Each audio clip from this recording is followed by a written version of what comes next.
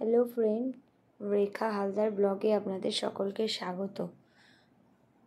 আপনাদের সামনে নিয়ে এসেছি আজকে আমি একটি ভিন্ন স্বাদের রান্না, যেটা হচ্ছে আমার বহুদিনের স্বপ্ন পূরণ হচ্ছে আজকে। তো আমি এই অক্টোপাস যে কিনে আনা হয়েছে বাজার থেকে, এটা আমার খাওয়ার বহুদিনের ইচ্ছা ছিল, আমার পরিবারেরও সবার ইচ্ছা ছিল। তো আমরা সবাই মিলে, দাদা, বৌদি, আমার হাজবেন্ড, আমার শাশুড়ি মা, আমি সবাই মিলে, মানে বাবা মা, তো সবাই মিলে এটাকে আমরা টেস্ট করে দেখতে চাইছিলাম যে কীরকম খেতে। তো তার জন্য এই যে বাজার থেকে কিনে আনা হয়েছে এই যে অক্টোপাসটা, তো কেটে কেটে আনা হয়েছিল, কেন আমরা যেহেতু কাটতে জানবো না, কারণ ফার্স্টবার আমরা এইটা ট্রাই করব, তাই জন্য দেখছেন এই যে অক্টোপাসের এই যে সুরগুলো, এই যে পুরো অক্টোপাসটাকেই বাজার থেকে কেটে আনা হয়েছিল। আর আমি এটাকে ভালো করে জল দিয়ে 4 থেকে 5 বার ভালো করে নুন দিয়ে আর জল দিয়ে ভালো করে আমি এটাকে ধুয়ে নিয়েছি। এটা যখন ধুচ্ছিলাম বন্ধুরা, তো এটার থেকে যেমন কই মাছ ধুলে যেমন হড়হড় করে, তো ওরকমই করে ধুয়ে নেওয়া হয়েছিল। আর এই যে কড়াইয়ের মধ্যে দেখছেন জল গরম করতেও দিয়ে দিয়েছিলাম, তো তার মধ্যেই ধুয়ে রাখা অক্টোপাস আর নুনটা দিয়ে আমি একটু ভালো করে ভাপিয়ে নেব। অক্টোপাসটা ভাপানোর পরে দেখবেন পুরো কালারটাই কেমন না লালচে লালচে ধরনের বন্ধুরা হয়ে গিয়েছিল।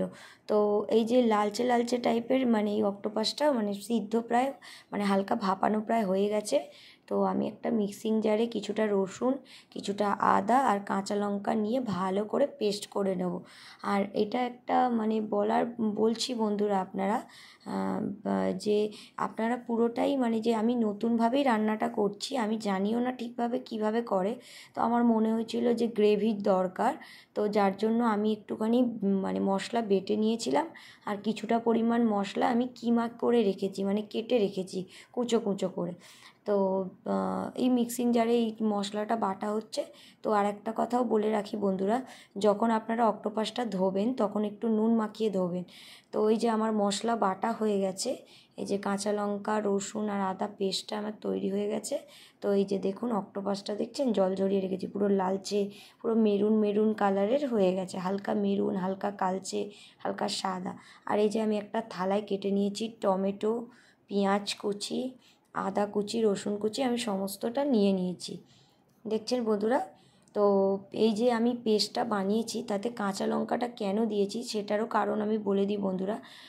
কারণ হচ্ছে আপনার এই যে কাঁচা লঙ্কাটা দিলে, মানে যদি আপনি চিলি সসটা যদি আপনার বাড়িতে না থাকে, আমার বাড়িতে চিলি সসটা ছিল না, তো আমি একদম ঘরোয়া পদ্ধতিতে, চিলি সস নেই বলে আমি ওর মধ্যে কাঁচা লঙ্কা অ্যাড করে দিয়েছি। আর টকের জন্য তো আপনার টমেটো তো আছেই, তো সয়া সস আছে, টমেটো সস আছে, তো এইগুলো আমি পরে দেব।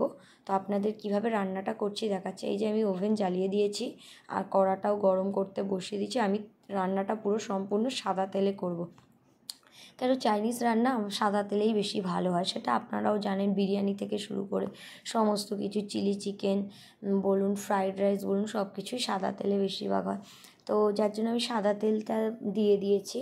কড়াতে গরম হয়ে গেলে আমি একে একে পেঁয়াজ, আদা, রসুন, টমেটো সবই দিয়ে মানে ফ্রাই করবো। আর এগুলো আমি বেশি বেশি করে ফ্রাই করব না, কেন এটা যত হালকা মানে কাঁচা কাঁচা থাকবে মশলাটা, মানে কি বলবো, মানে ভাজাগুলো, এই যে পেঁয়াজ টমেটো যত কাঁচা কাঁচা থাকবে, এর ফ্লেভারটাও আমার মনে হয় ভালোই হবে। তো যার জন্য এই তরকারিটাতে আমি কোনো রকম জলও বন্ধুরা সেরকম ইউজ করব না। তার জন্য আপনাকে পেঁয়াজ টমেটো মশলা বেশি করেই দিতে হবে। তো আর তাছাড়া তো এমনি soya sauce, tomato sauce, chilli sauce, এগুলো তো দিলে তো আপনাকে জল দিতে সেরকম লাগবেই না। তো মানে এটা ঠিক গ্রেভি গ্রেভি করে আমি বানাতে চেয়েছি। তো এই যে পেঁয়াজ দেওয়া হয়ে গেছে, পেঁয়াজটা হালকা ভাজা হতে আমি রসুন আদা সমস্তটাই দিয়ে দিয়েছি, দিয়ে ভালো করে নাড়াচাড়া করে নিচ্ছি। এই যে ভালো করে নাড়াচাড়া করে নিচ্ছি। এরপরে আমি টমেটোটা দিতে ভুলে গেছিলাম, আমি টমেটোটা পরে অ্যাড করছি।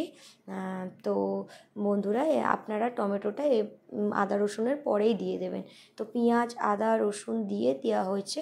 এবার আমি এই যে বেটে রাখা কাঁচা লঙ্কা আদা রসুনের যে পেস্টটা রয়েছে সেটা আমি দিয়ে দিচ্ছি, দিয়ে আমি হালকা করে জল দিয়ে ওর মধ্যে দিয়ে দেবো, কেন এই মশলাটাও আর ওর মধ্যে লেগে থাকবে না।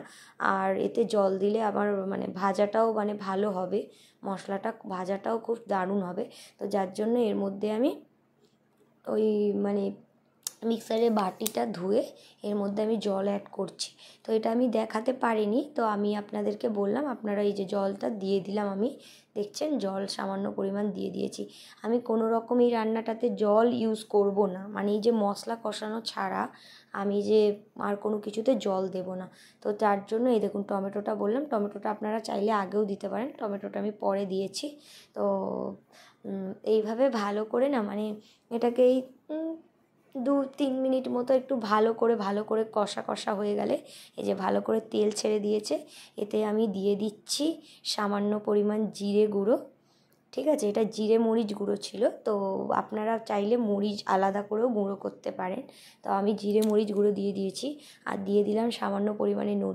যেহেতু আমি ভাপানোর সময় নুন দিয়েছি, তাই জন্য আমি সামান্য পরিমাণে নুনটা দিলাম, কেন যাতে নুন যদি বেশি হয়ে যায় তাহলে খাবারটা আর মানে ভালো লাগবে না। তো আর দিয়ে দিচ্ছি আমি এতে হলুদ গুঁড়ো সামান্য পরিমাণে, এই যে দেখলেন হলুদ গুঁড়ো দিয়ে দিলাম, আর সামান্য পরিমাণ ধনে গুঁড়ো। এই যে হলুদের চামচে তুলেছি, তো এটা বোঝা যাচ্ছে না বলে আপনাদেরকে আমি আবার মানে রিপিট করছি, এই যে আমি এটা দিলাম না।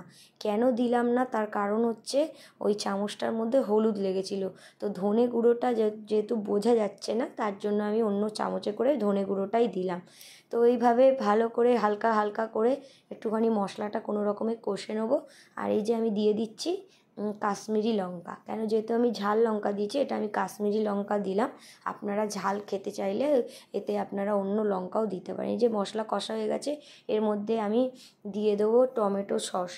টমেটো সস আপনারা যদি নাও থাকে বন্ধুরা, তাহলে কিন্তু ক্ষতি নেই, কিন্তু সয়া সসটা অবশ্যই দেবেন। কেন এই মানে অক্টোপাস থেকে না একটা কীরকম গন্ধ বেরোচ্ছিলো, মানে একটা কেমন কেমন গন্ধ, তো সবাই তো মনে হয় না খেতে পারবে বলে, আমারও কীরকম একটা গন্ধই লাগছিলো, ভেবেছিলাম খেতে পারবো কি না।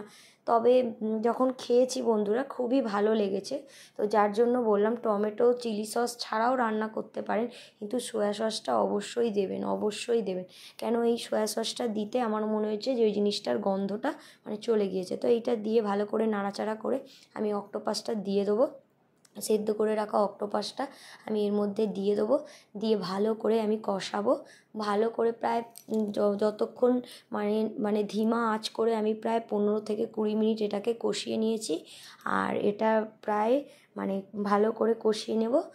তো আপনারাও এইভাবেই কষাবেন, জল এতে দেবেন না বন্ধুরা, কেন এর একটা গ্যাস গন্ধ আছে, তো আপনারা হয়তো সবাই নাও খেতে পারেন, মানে খেতে পারবেন না। তো যার জন্যই বলছি একদম এতে জল ইউজ করা চলবে না, কেন নাহলে পুরো স্বাদটাই বেকার হয়ে যাবে। তো আমিও কোনো জল ইউজ করিনি, দেখছেন ভালো করে মশলাটা হালকা করে ধিমা আঁচ করে করে কষে নিয়েছি। এই যে রেডি হয়ে গেছে আমার, এই যে রান্না রেডি একদম। টাটা। ভালো লাগলে লাইক কমেন্ট করবেন আর সাবস্ক্রাইব করবেন চ্যানেলটিকে। Tata, bye bye.